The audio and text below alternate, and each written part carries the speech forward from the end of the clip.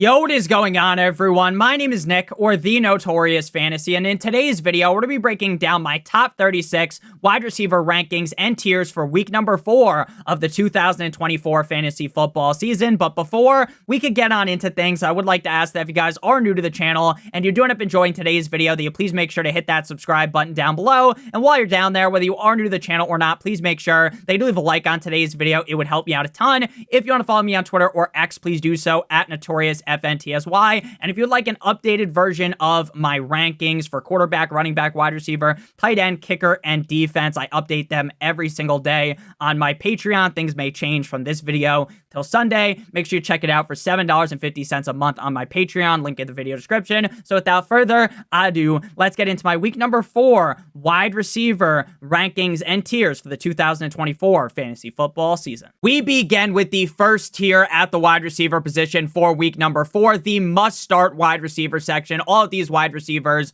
are no-brainer starts every single week. We don't even really have to talk about them too much in depth. Now, we begin with Amon-Ra St. Brown going up against the Seattle Seahawks at home in Detroit on Monday Night Football, the second game on Monday Night Football. So Amon-Ra St. Brown hasn't really had that crazy game yet this season. He started off the season slow in week 1, but then ripped off 2 back-to-back top 11 games with 20 or more points. Amon-Ra St. Brown is always going to be one of the most consistent wide receivers in fantasy football, and due to the upside of this offense, we could see Amon-Ra St. Brown whip off a 30-plus point game in any given matchup. The matchup here on paper isn't the best up against Seattle, but Amon-Ra St. Brown is so good. He gets so many targets every single week that he is going to be atop the totem pole at the end of the week at the wide receiver position. At number 2, we got Rashee Rice of the Kansas City Chiefs going up against the Los Angeles Chargers in LA. Now, Rashee Rice has been a target funnel for this Kansas City Chiefs team without Hollywood Brown for the rest of the season. His biggest competitor being Travis Kelce, and Travis Kelce really hasn't done much this season. So Rashee Rice should be a guy that's averaging 9+ targets every single week. Last week up against the Falcons in Atlanta on Sunday Night Football, the man had 14 targets, 12 receptions, 110 yards, and a touchdown. Back-to-back weeks, he was able to find the end zone. Rashee Rice is another one of these guys that is a condom wrap around your team, one of the safest wide receivers in fantasy football. At number 4, we got Marvin Harrison Jr. going up against the Commanders this week. Now, in week number 2, he absolutely destroyed the Los Angeles Rams. He had over 130 yards, 2 touchdowns as the wide receiver 1. Took a bit of a backseat last week with just 17 points as the wide receiver number 20, but still a solid game for the rookie. This week, he plays up against one of the softest, if not the softest defenses in the NFL, and I expect Marvin Harrison to be a stone-cold lock to finish inside of the top 5. Next up, we got Mr. Ja'Marr Chase of the Cincinnati Bengals going up against the Carolina Panthers in Carolina, my wide receiver number 4. Another matchup that is a wet dream matchup. Now, this game does have the ability for some slight rain, maybe potentially even some heavy rain. I am not a weatherman, and typically people overreact far too heavily when it comes to rain, snow, any of those things. What matters most is the wind, and that is something you're going to want to keep in mind here as we get closer and closer to Sunday. But when push comes to shove up against the Carolina Panthers defense, we just saw Ja'Marr Chase deep dick the Washington Commanders last week as the wide receiver 2, and we should believe that Ja'Marr Chase is back inside of that top 5 conversation. Next up, we got Justin Jefferson going up against the Green Bay Packers in Green Bay. Wide receiver 17, 9, and 13 to start off the season. A lot of people were making fun of me all offseason. Nick, you can't draft Ja'Marr Chase, or you can't draft Justin Jefferson. I apologize. I don't know how to speak because, Justin Jefferson's quarterback is going to be Sam Darnold or J.J. McCarthy. And then it proceeds to not even matter because Kevin O'Connell is an absolute offensive guru. Justin Jefferson's going to be a top 12 wide receiver every single week, 3 straight weeks with a touchdown. And I think he clearly belongs inside of this upper echelon tier. Next up, we got Nico Collins to close out this tier going up against the Jacksonville Jaguars. Now, last week was a letdown for the whole Houston Texans offense. Going up against the cold-like Minnesota Vikings, absolutely shut the offense down. CJ Stroud looked like he was seeing ghosts, Sam Darnold style, and Nico Collins obviously got his value tanked by that as the wide receiver 37. But the prior 2 weeks, he was the wide receiver 4 and 13. So I'm just going to forget what happened last week, not worry about it at all. Going up against the Jacksonville Jaguars defense that just got absolutely torched by Josh Allen and the Buffalo Bills last week. I think you need to believe in this offense this week. I think CJ Stroud bounces back in a big way, and that could elevate Nico Collins to be the wide receiver 1 on the week. Next up, we move into the also must-start tier, but they are just lower-end wide receiver 1s. There's not that much of a dip-off from the first tier to the second tier. As we get deeper and deeper into the rankings, that is when the tiers start to feel like there's much more of a fall off. So we begin with Chris Godwin going up against the Philadelphia Eagles, wide receiver 8, 6, and 21 to start off the season. While Mike Evans has been down bad over the last 2 weeks, Chris Godwin has been on top of the world. 8 or more targets in every single game and a touchdown in every single game. The Eagles defense looked much improved last week up against the Saints. That could be because the Eagles defense is a lot better now with Vic Fangio, or because the Saints offense is fugazi. I think it's a little bit more in the middle. Chris Godwin's going to be one of the most reliable wide receivers every single week due to his target share in this offense. Baker Mayfield is a competent quarterback who's going to be able to elevate Chris Godwin to these top 10 finishes. So at this point, you can almost consider ranking him inside of that first tier. Next up, we move to DK Metcalf going up against the Detroit Lions in Detroit. DK Metcalf comes out the season no bueno, limp dick, wide receiver 63, then the wide receiver 2 and 12 back-to-back weeks with a touchdown and over 100 yards. Geno Smith looks like his old 2022 self and not like the 2023 self that absolutely regressed into the middle of the earth. Now, Geno is cooking up 5-star Michelin meals, and DK Metcalf is a big benefactor of that. Now, my hesitancy in ranking DK Metcalf a lot higher is strictly due to the fact that there are so many weapons on this team. They have JSN, they have Tyler Lockett, who will just magically get 8 or more targets in any given game. The run game is solid, so that is going to potentially take away from Metcalf's safety week in and week out, but the upside is way too significant to deny. He belongs up here in the top of the second tier. Next up, we got Chris Olave going up against the hot Atlanta Falcons in Atlanta, an NFC North Division rivalry matchup. Chris Olave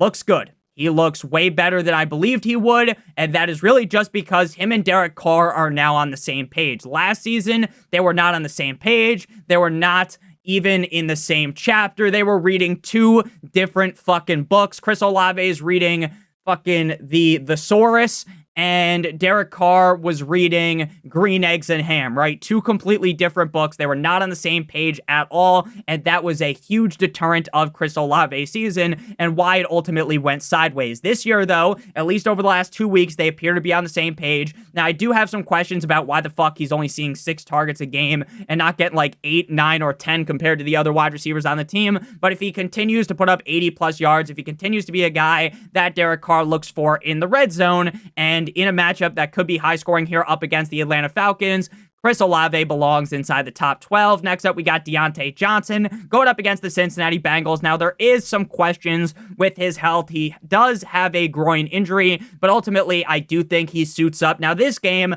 reeks to high heaven of a come-down game for the Carolina Panthers offense. We just saw the Carolina Panthers offense go from turned around to facing forward, right? They did a complete and utter 180. They looked dominant 50 Shades of Grey style chains and whips up against the Las Vegas Raiders in Viva Las Vegas, and I think this kind of reeks of a come-down game, but even if the offense looks slightly worse, Adam Thielen is on the IR, so Deontay Johnson could see 10 or more targets in every single game. He saw 14 targets last week, 8 receptions, 122 yards, and a touchdown as the wide receiver 6. So I'm not going to fully commit to giving him the gawk gawk 9,000 special, but up against the Bengals defense that is very, very bad, I do think Deontay Johnson should finish inside the top 12. Next up, we got Devontae Adams of the Raiders going up against the Cleveland Browns. He is questionable with a hamstring injury, but I think he probably probably does end up going. Now, Davante Adams was a guy that I was pretty negative on all offseason long, not because I thought that Davante Adams fell off the edge of the earth, fell off a cliff like Humpty Dumpty off the wall, but because I thought that the quarterback situation isn't great. This is a team that wants to run the ball, even though they're not running the ball at all, because the rushing attack is absolute dog shit, but quarterback play isn't the best, and that's going to hurt Davante Adams. Now, Davante Adams already has a game inside the top 5 this season, which I said would happen.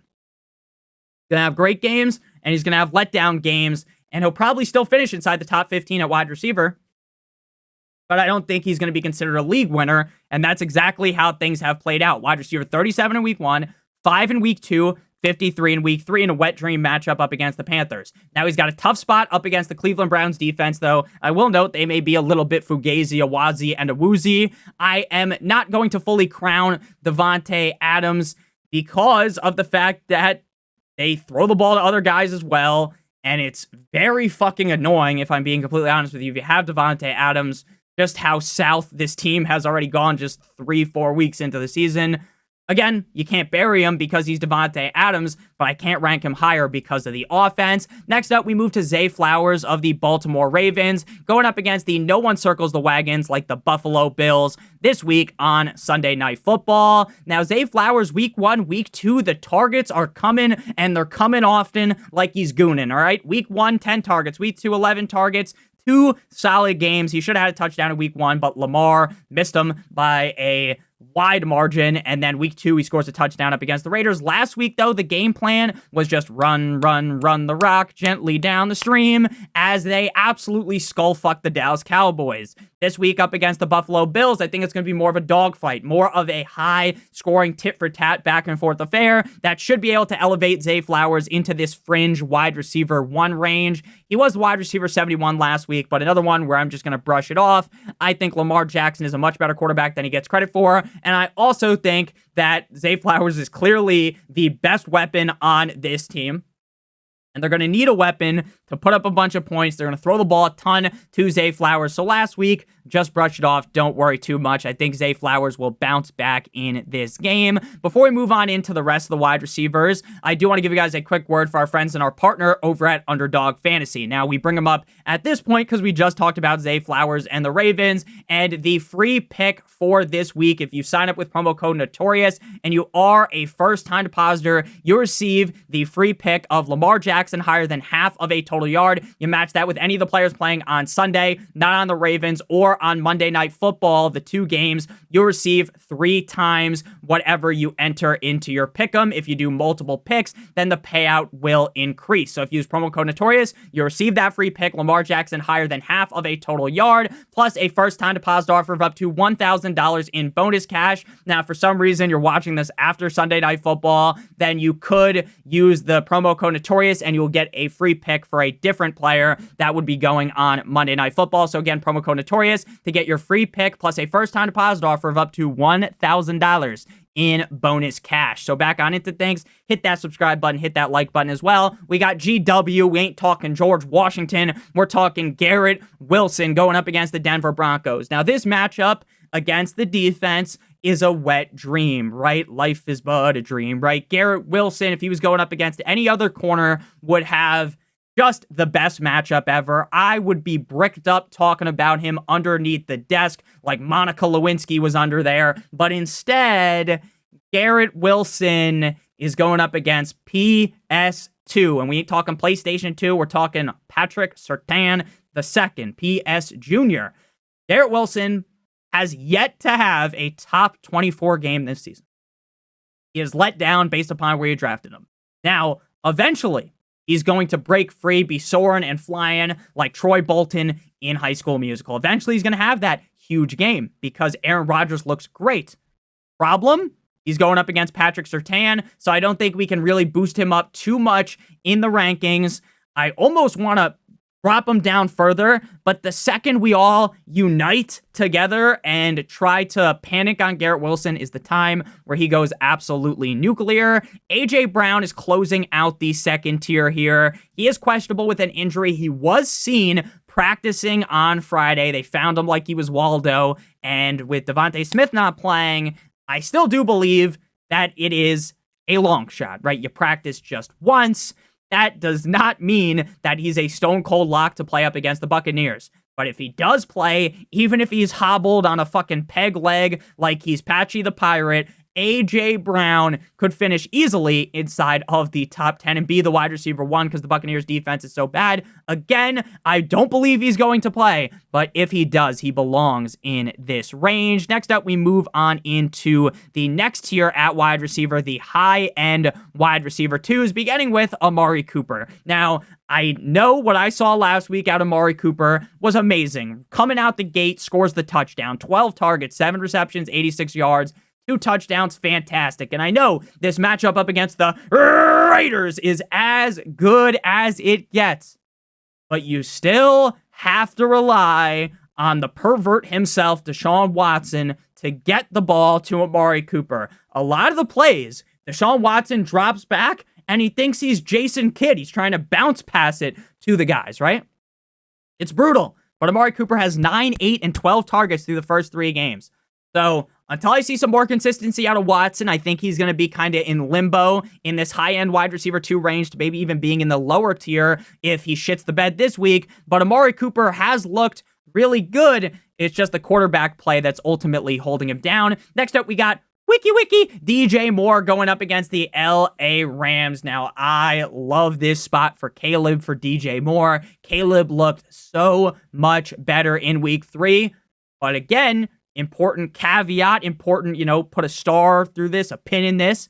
It was going up against the Colts, one of the bottom of the barrel defenses in the National Football League. Now, it's not like the Rams have an elite defense, so I think Caleb should be able to throw the ball 10 or more times, or at least 8 or more times to DJ Moore and feel confident in that. But Caleb's play is still up in the air. I am still questionable about it. It's like Deshaun Watson. So I want to rank DJ Moore higher. I love DJ Moore.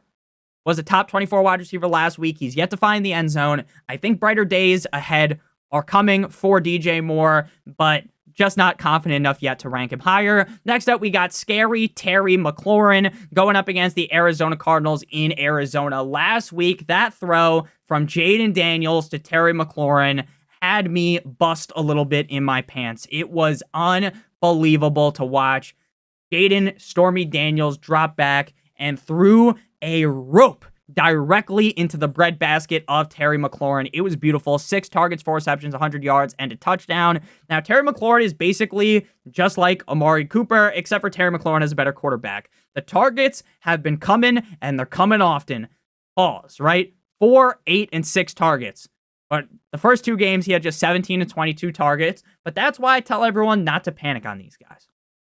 He's great wide receivers on teams that are a little bit suspect. So Terry McLaurin going up against the Cardinals in Arizona, my favorite game of the week outside of the Dolphins game, not because I think the Dolphins game is going to be amazing, but because I'm a Dolphins fan, obviously. That's always going to be my favorite game of the week when they play because they're my favorite team. But, if you take the bias away, and as you can see, there's no bias in the rankings because we've yet to see Tyreek Hill. He's not on the screen yet, but Terry McLaurin up against the Cardinals, this screams a very, very high-scoring tit-for-tat game where Terry could go crazy. Next up, we got Mike Evans of the Bucs going up against the Eagles.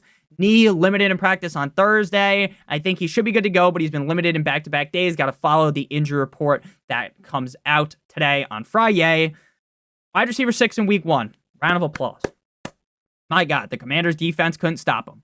Week 2, wide receiver 49 against the Lions. Week 3, against the Broncos. Wide receiver 85. Am I in full-on panic mode? No. Am I gonna just pretend that didn't happen? No. I saw what happened. I have 2 fucking eyes that work. So I'm nervous. Is it full-on panic mode yet? No. But I am nervous, and I don't love the matchup against the Eagles. Evans in any given game could do exactly what he did in week 1. 2 touchdowns. But I can't rank him higher than this at this point. Next up, we got Drizzy Drake London of the Atlanta Falcons going up against the Saints. Wide receiver 19 in back-to-back games, which I said in the start-sit video. That's very impressive. Not because, the wide receiver 19 is such a good finish, right? Of course, based on where you drafted him, he's kind of rinsing you slightly. Not as bad as Garrett Wilson is, though, but just impressive to finish at the exact same spot in back-to-back weeks. I just think that's kind of cool. Maybe I'm stupid and no one else gives a shit about that, but I find it to be a little interesting. So Drake London going up against the Saints. The Saints defense might be Fugazi, might be great. Kind of in the middle. I think they're good. Atlanta, Kirk Cousins is looking better, and that's elevating Drake London a ton. Touchdown in back-to-back weeks. Drake London looks great. Let's just throw him the ball more, Kirk Cousins. That's my thought on things. If he could get the ball more accurately, more often from Kirk Cousins, and he just, busts one loose one time, just one time for the kid, Drake London, Drizzy Drake London, could be elite. Next up, we move to Stephon Diggs to close out the high-end wide receiver 2 tier. Now, it's only been 3 games, but I am going to, I think, wave the white flag on my take on Diggs. I shat on Diggs all summer long. Diggs looked washed at the end of last season. Diggs entered a room with Collins, Dell, and I thought, you know what? Diggs might be the wide receiver 3. And a lot of that came from the fact that all summer, CJ Stroud was spanking fucking Tank Dell's monkey, meaning he was literally jerking the guy off with fucking lube and everything. Fucking baby oil like he was at a Diddy party, okay? And I was thinking, you know what, man? Tank Dell gonna be the 2, Nico gonna be the number 1, and Stephon Diggs gonna be the number 3. But instead, seems like Diggs is the clear 2. 12 targets last week, 10 receptions, 94 yards. In a tough spot against the Vikings.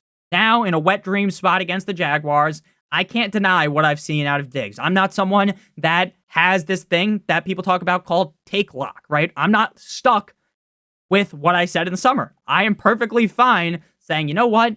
I was wrong. I was wrong in the summer. We should have liked Stephon Diggs more. Great spot against the Jaguars. He belongs to be in this tier. Next up, we move on in to the next tier here, the low-end wide receiver 2s / the high-end wide receiver 3s. And this is a tier with a ton of players. 1, 2, 3, 4, 5, 6, 7, 8, 9, 10 players in this tier. We begin with Tyreek Hill. Now, Tyreek Hill's a guy that I have been just really confused about all week long. Great matchup against the Titans. But the quarterback situation is still, as I'm recording this, 2:49 p.m. Eastern Standard Time on Friday, 9:27. Very confusing.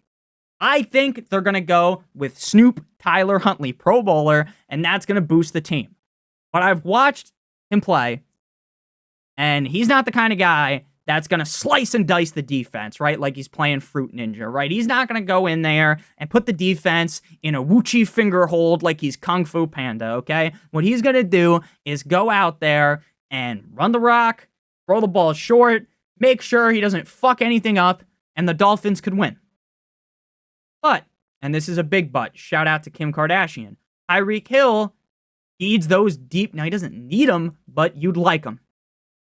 So, with the unknown quarterback play, I don't want to get too pessimistic to the point where we just dig him a grave, right, and throw him down in the rankings. But I also don't want to rank him too high because there's just so much unknown in this scenario. Tyreek can take a screen, 99 yards to the crib. He can take a ball that's contested, somehow break 2 guys' ankles, and walk into the end zone, do the do-si-do, right? So Tyreek's incredible. And the matchup's incredible. If Tua was under center, he'd probably be the wide receiver 1 or 2. But without Tua, I can't rank him higher than this. That's just my opinion. We'll see how Snoop looks this week and then kind of assess how we want to look going forward without Tua. I believe Tua will be out until Arizona, assuming he comes back. Juwan Jennings is next. Nick, how can you rank Juwan Jennings ahead of Brandon Ayuk? Very simply, Brandon Ayuk is a fake alpha. He is a Fugazi alpha. He gets paid all this money, holds out, I need more money. Just bring me my money, right? He's all off season doing all these games, wanted to play with Jaden Daniels, this, that, and the other thing, and then he shows up and hasn't done jack shit. Juwan Jennings was amazing last week, 3 touchdowns. Now, Juwan Jennings reeks of prime disappointment. Some people started him last week, a lot of people didn't. Shaheed, for the first 2 weeks, no one starts him. Week 3, everyone starts him. We all unite, hand in hand, and then he shits the bed. Now, everyone's going to be all over Juwan Jennings, bouncing on it, doing tricks on it, and Juwan Jennings will probably disappoint. But again, that's just kind of a narrative that I have in my head. Realistically, the matchup against the Patriots isn't the best. But Juwan Jennings is a guy that can do a little or a lot with a little, right? He's another one of those guys that can just burn you, 175 yards last week, 3 touchdowns, 11 receptions. I'm not just going to pretend just because that narrative is in my head, zombie, that I'm going to completely panic here. Juwan Jennings belongs here. Brandon Ayuk. We just shit all over him. We're going to do it again. Brandon Ayuk. Is he good? Yeah. But he's a fake alpha. He's not that guy, pal. He needs a Debo. He needs someone else to feed off of. Brandon Ayuk. Tough spot against the Patriots. Not going to rank him higher, but he should probably see 8 or more targets. So I think this should be his best finish yet. Next up, we got JSN, Jackson Smith-Njigba, going up against the Detroit Lions in Detroit. What I have seen so far this season out of the Seattle Seahawks is Geno Smith looks way better. DK Metcalf looks very confident. The run game works, but they don't have a true wide receiver 2. What I mean by that is not that JSN and Tyler Lockett are incompetent. It's just that they don't have a clear number 2. One week it's JSN, the next week it's Lockett. Some weeks Noah Fant could be the number 2 wide receiver on the team. So it leaves us confused because the matchup up against the Lions is amazing. Problem is that we don't know how many targets he's going to get, right? He comes out the season 2 targets, then 16. It's like, holy shit, he's back. We got to rank him way higher. He's the wide receiver 8. And then against the Dolphins, just 3 targets. I'm going to rank him here. I feel confident in my ranking, but it could go very wrong in both ways, meaning I ranked him way too low or I ranked him way too high. Next up, we move to Khalil Shakira. Oh, baby, when you talk like that, wide receiver of the Buffalo Bills going up against the Baltimore Ravens in Baltimore. His targets have increased every single week. He has caught every single target thrown his way. His quarterback, Josh Allen, looks like the MVP of the NFL. Wide receiver 25, 31, and 18. Now, Khalil Shakir, if he can get a healthy dosage of 6 targets every single week, he's going to stay here in the rankings for a while. If one of the guys surpasses him, they're going to have to knock him down, but he looks like the clear number 1. He scored a touchdown in 2 out of 3 games. I feel confident that he will be a top 32-ish wide receiver. Next up, we move to T. Higgins of the Cincinnati Bengals going up against the Carolina Panthers in Carolina. His first game back, 6 targets, 3 receptions, 39 yards, 7 fantasy points. I told you guys all last week, don't get all hot and bothered by T. Higgins. Don't come into the week thinking T. Higgins is going to come in and absolutely destroy the Washington Commanders, right? While the matchup was great, he's coming off the injury. That could lead to a bad game, and that's exactly what happened. But now, a week removed from that, another great matchup. T. Higgins is so good, we got to rank him up here. Next up, we got Jameson Williams going up against the Seattle Seahawks. Jameson Williams is another one of those guys that came out the gate hot, wide receiver 5, 23, then 115 last week. Just like Rashid Shaheed. Great first 2 weeks, then everyone hops on board, and the ship sinks. The ship sinks. So, Jameson Williams going up against Seattle. Not the best matchup, not the worst matchup. Feels like a top 32 type of guy with upside to finish inside the top 5. Next up, we got Rome Odunze. Now, if Keenan Allen does play, which seems kind of up in the air, I probably will end up bumping Rome Odunze down a little bit because Keenan Allen did seem like the clear 1A to, or the 1B to DJ Moore. But Odunze had 11 targets last week, 6 receptions, 112 yards, and a touchdown. Odunze looked exactly how I thought he would look coming into the NFL. Again, he is linked to his quarterback, and the quarterback play out of Caleb has been far from ideal outside of last week. Again, the matchup up against the Colts, while he played well, the turnovers, and again, it's the Colts. It's not like, oh, he went crazy against the Seahawks, or oh, he had a great game against the Patriots, the Jets. It was up against the fucking Colts. So I still think Odunze is going to be having a great spot here because it's up against the Rams, but I would be a little bit hesitant to really rank him much higher than this. Next up, we got George Pickens. Now, George Pickens, another guy that is just kind of fucked over by the offense that he's in. Now, the Pittsburgh Steelers play perfect offense for what the Pittsburgh Steelers' capabilities are. They are great at running the ball. Fields, Najee, I don't think Warren's going to play, but Cordell Patterson, right? They can run the ball with efficiency.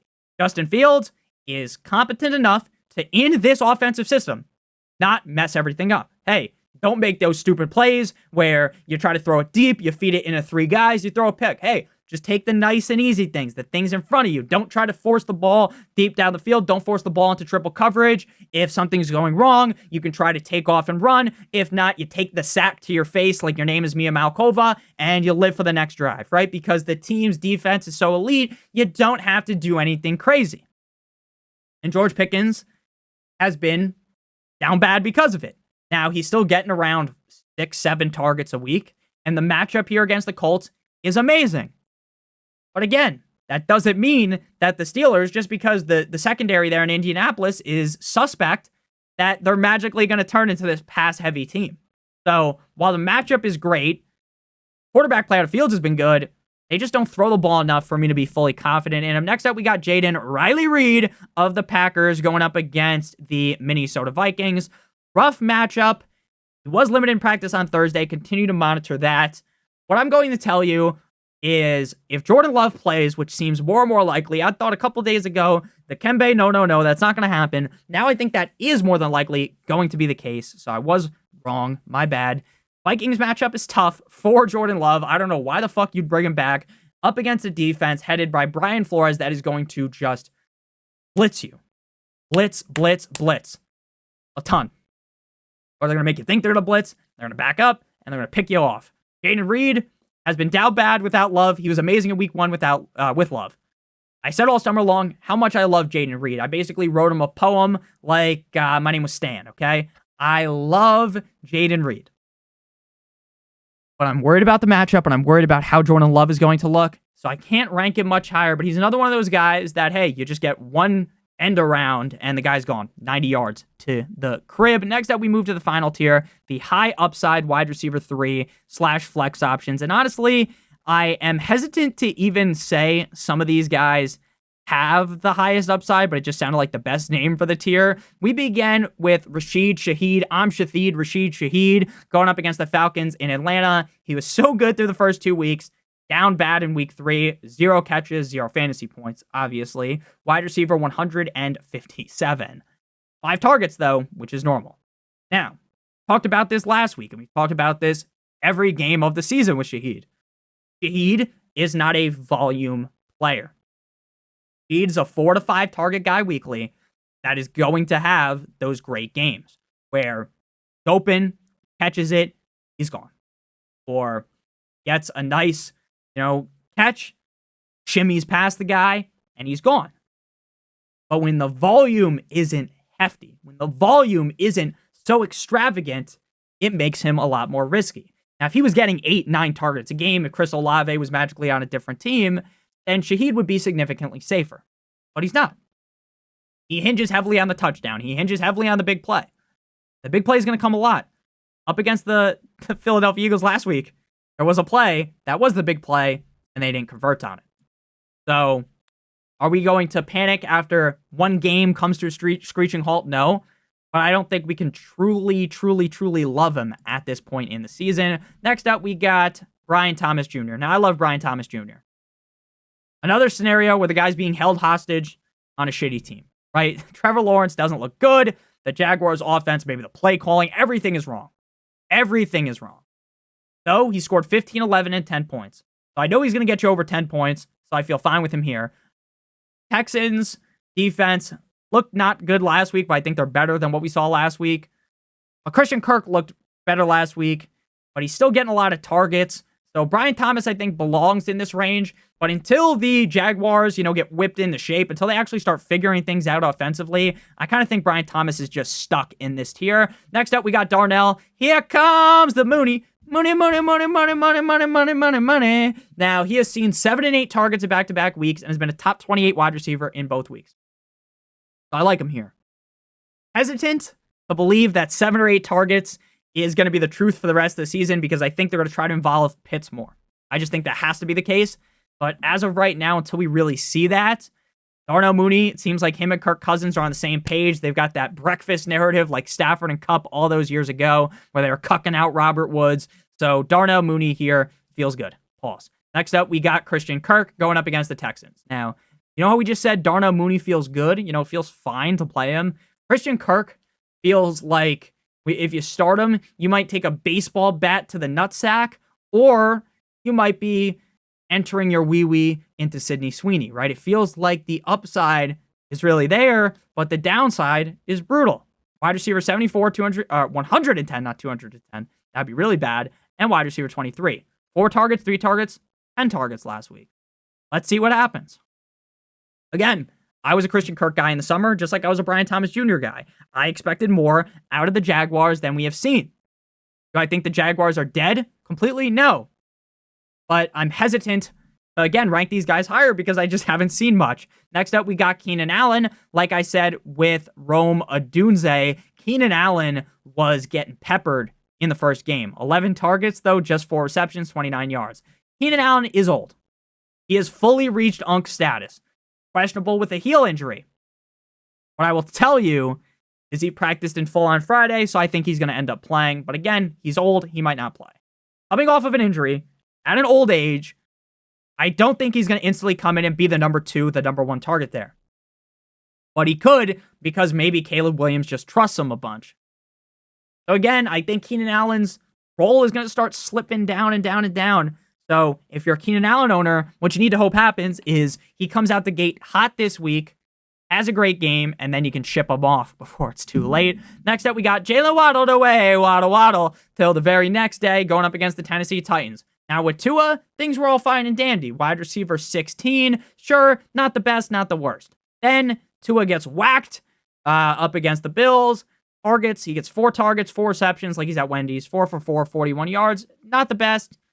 But then last week, we saw the true downfall. Skylar Thompson can't read a defense. Skylar Thompson is too much of a pussy to throw the ball. Skylar Thompson should never play another down in the NFL. Skylar Thompson should be banished to the CFL, the XFL, the UFL. Skylar Thompson, smell through the screen, it smells like shit, like that Drewski meme, okay?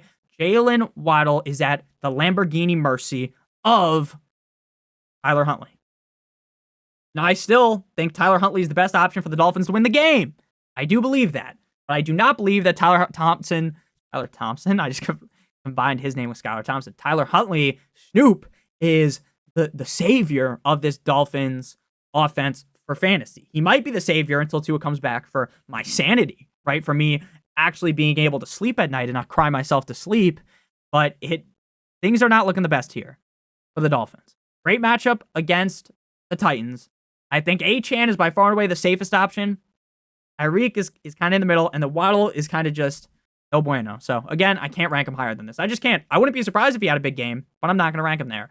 Michael Pittman gets included here. This is your last try, buddy. I already ranked you as a sit, so most of you guys probably shouldn't have to have played him, especially since we talked so heavily about Wan'Dale Robinson all week and how much I liked him. So, hopefully, you guys started Wan'Dale, who was ranked higher than Michael Pittman, Keenan Allen, Jalen Waddle. He ended up having, I'll just read his numbers off. These rankings do not include the people that played on Thursday Night Football, which I'm sure you're sure of by now because, Nick, where's CeeDee Lamb? Where's Malik Neighbors? They already played, so I don't include them. I hope Malik Neighbors is okay. That concussion did not look good. What he said after the game when, I forgot who it was, maybe it was Sexy Dexter Lawrence, Sexy Dexy, who he asked in the locker room, he's like, hey, Leak, which means Leak, how you feeling? He's like, not good. So again, I'm not laughing at the injury. It was just like obviously I take all injuries seriously as fan of the Dolphins. Tua with the concussions, dude, so fucking brutal. I hope Malik's okay, but based on like when you hear that, it was just kind of funny, like to hear like, hey, you're okay, right? Because you expect him to be like, oh yeah, I'm gonna be fine. He's like, nah, I'm not okay. Which the video, if you watch the video, it's funny. Me saying it might not be as funny. Again, I hope he's okay though. He's one of my favorite receivers in the NFL. Wan'Dale had 14 fucking targets. He scored 18 fantasy points. He is a PPR merchant, but it's okay. Michael Pittman Jr., I'm basically done with him. Finito, it's over. Michael Pittman Jr., the targets have been there, but nothing has came of it. I think eventually he's going to shake it off, right? After this, he plays up against Jacksonville, Tennessee. I think those games are going to be a lot better. But up against the Steelers, I think he's basically locked out of having a huge game. The next tier, which we're not going to talk about in depth, but it's Jerry Jeudy, DeAndre Hopkins, Calvin Ridley. If you wanted to rank those guys ahead of Michael Pittman Jr., I'm not going to have an argument with you. So thank you guys all so much for watching. If you didn't enjoy today's video, make sure you elbow drop that subscribe button, hit that like button, whether you are new to the channel or not. It helps me out a ton. Make sure you guys do leave a comment if you have any questions. I try to answer as many comments as possible. There are a lot, though. You guys drop like 150 to 200, maybe even 200 plus comments on every video, which means the world to me. It means that you guys like the videos, and that means a ton to me. Love you guys all so much. The channel growth recently has been crazy. We've been getting so many subscribers, and that's all thanks to you guys. Again, this whole ship sinks without you guys. If you want to check out Underdog Fantasy, the link's in the video description. Again, claim your free pick, Lamar Jackson higher than half a total yard, plus a first-time deposit offer of up to $1,000 in bonus cash. Shout out to Underdog. Love them a long time. I hope you guys have a great one. Hit that like button, hit that subscribe button. Check out one of the videos on your screen if you haven't seen them already. We'll be back tomorrow with the quarterback and tight end rankings. Love you guys, as always. Goodbye.